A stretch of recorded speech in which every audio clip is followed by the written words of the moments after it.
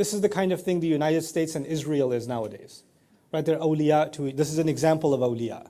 وَالَّذِينَ كَفَرُوا بَعْضُهُمْ أَوْلِيَاءُ بَعْض. This is, just so you can understand what awliya means. There's business ties, there's political ties, there's economic ties, there's all kinds of ties that create this awliya system. But the motivation for the weaker group was, by making this wali, we're going to have some level of protection.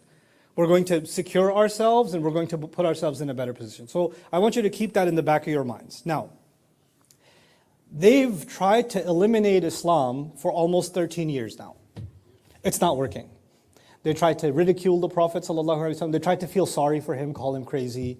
Maybe he's upset, maybe he's possessed, poor guy. He was a good man, but unfortunately these things happened, what can you do? Or maybe somebody did magic on him. Or then maybe no, nobody did magic on him. He's himself the magician, he's the liar, he's the poet. All these allegations came and went, none of them stuck. None of them could work. And Islam keeps moving forward. Then of course came further propaganda, putting pressure on the youth that were becoming Muslim and getting them to feel loyal to their families and getting them to leave Islam and go back to the old way. That wasn't working.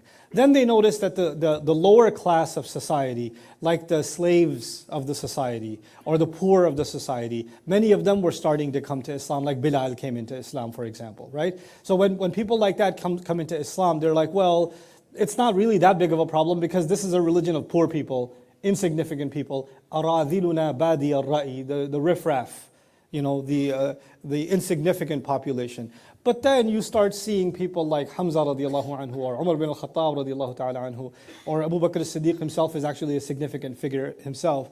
Now you're starting to see some pretty serious people in the community also coming towards Islam. And this is not looking good, because they're not just silently Muslim. They're all becoming vocal advocates and vocal mouthpieces for what the Quran is saying. مَنْ يَأْمُرُ بِالْعَدْلِ, as we saw in the previous parable. So the problem is becoming bigger. I want you to think from the Quraysh perspective. This problem is getting bigger and bigger and bigger, and the open opposition against it is not helping. It's not working.